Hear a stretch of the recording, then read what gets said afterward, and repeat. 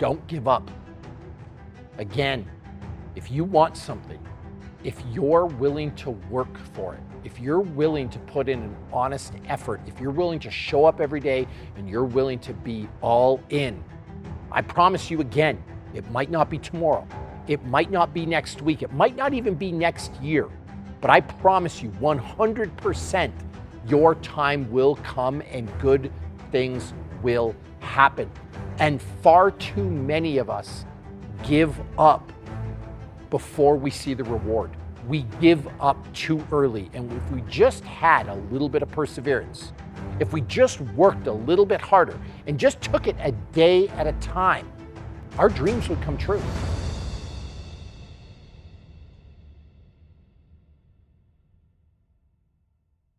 It's great advice. It does feel like a big piece of your story is not giving up throughout your life, and has led you to so much success. Well, and here's the thing, focus on the process. Don't focus on the end result. Again, if you show up, if you're all in and do that day after day after day, rewards will come. And if you see the most successful people in the world, that's a real secret. Successful people are nothing more than people that didn't quit. So just don't quit and take it a day at a time. Win your Monday, win your Tuesday, win your Wednesday. You start winning every single day, then you start winning every single week. Then you start winning every single month. Eventually, you're going to win your life. Yeah, such great advice. We've talked about physical fitness. We've talked about mental fitness in a way. I want to talk a little bit about diet, actually. And I recently saw a video from you called the 90-10 diet. So what is the 90-10 diet? You know, the 90-10 diet is 90% of the time, I want you to fuel your body intelligently. No processed food. I want you to eat things that a human being was meant to eat. You've got to be able to kill it, or you've got to be able to pluck it from a tree and eat it in its natural state. Get rid of all the chemicals, get rid of the processed stuff that doesn't exist in nature. That's 90% of the time.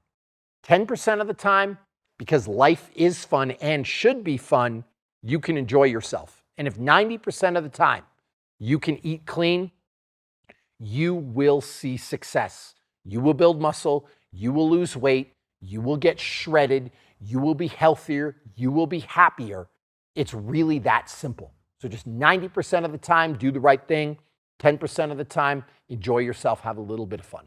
Yeah, I subscribe to that one myself. I would say, I try to eat as healthy as possible almost all the time, but I don't, when you hear people saying like they never eat desserts, ever, or they'll never touch something unhealthy, it just feels a little bit, too much, unless they're in maybe like a week before a competition or something like that, right? But yeah, give yourself a break once in a while, a cheat day, right?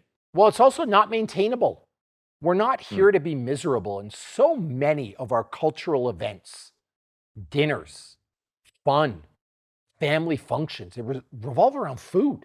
So give yourself the freedom to enjoy, but make sure you're covering your bases. Make sure you're doing what needs to get done so that you can earn that 10% fun. Yeah, absolutely. Do you ever take time off working out? Do you ever like take a week off where you're not in the gym at all? Why would I do that? I've read some things about, this is why, I've read some things about like every 8 weeks you should take a week off. No idea if that's good advice or not. You know what? Here's a deal for me, and I was being a little bit facetious when I say, why would I do that? Physical activity is the number one form of self-care. Let me ask you a question. You ever take a week off brushing your teeth? No. You ever take a week off showering? No. You ever take a week off of getting out of bed? No. So why would you take a week off of nourishing your body? I don't think you have to crush yourself in the gym every single day. I don't think you have to eat 100-0 every day. We were talking about the 90-10 rule. But why would you take an entire week off, the most basic and necessary form of self-care? We were meant to move. So no, I don't take time off. Every single day, I nourish my body, I invest in me. And it's something that I even teach my kids. Moving around, exercise is no different than putting on your socks, is no different than brushing your teeth, is no different than getting out of bed, is no different than some basic hygiene like having a shower. Yeah, I love that mindset. That's something I've honestly read that before, and I didn't really believe the full week off thing. And Well, and how bad do you feel? Have you taken a week off before? Have you ever had one of those weeks where you didn't exercise, didn't mhm, eat healthy, didn't see the sun, didn't get outside? How bad do you feel? Like, that's all mhm. the feedback I need to know that I'm never going to do that again. You don't have to go to a gym and crush yourself. You don't have to get pinned under a barbell. You don't have to break your back trying to deadlift the moon. Go for a walk, go for a light jog, spin on a bike, play with your kids, but you gotta do some exercise. It's a basic necessity of life. And for someone who's been going to the gym for a while now, maybe they've been going for a couple of years consistently. Maybe they're not quite seeing the results that they want to see. In your opinion, like what's the best thing they should be doing is like in terms of weightlifting, like high reps with low weight, low reps with high weight? Should they be focusing on individual body parts, multiple body parts? Like, what's your advice when it comes to that? Yeah, I mean, we can get in a whole convoluted talk about high rep versus low rep and volume and sets and reps and all kinds of sports science. The simple truth of the matter is, if you're showing up to the gym and you're not seeing a result, you need to work harder. It goes back to that be all in thing I talked about. You have to suffer a little bit. You have to put yourself in a state of discomfort. Growth shouldn't be easy. Stop looking for shortcuts. Stop looking to make things a breeze.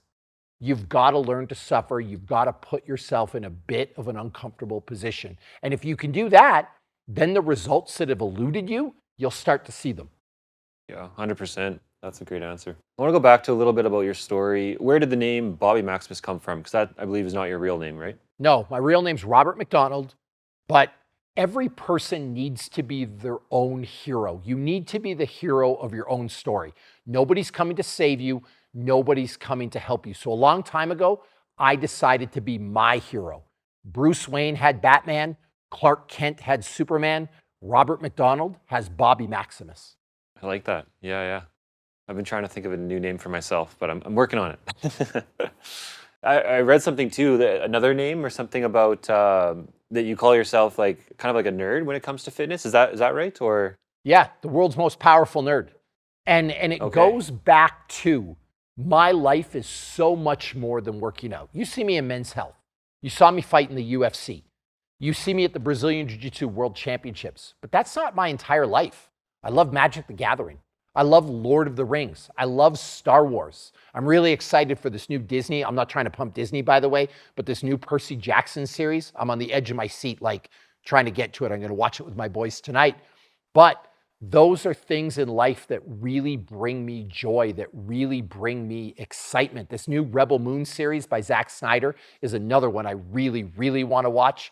It drops today, so I'm super excited about that. But these are things that bring me so much joy and so much passion. And I want to show the world. We try to typecast people. We try to fit people in a box that you can be fit. You can look good, but it doesn't have to be your whole life. You can be all these other things as well.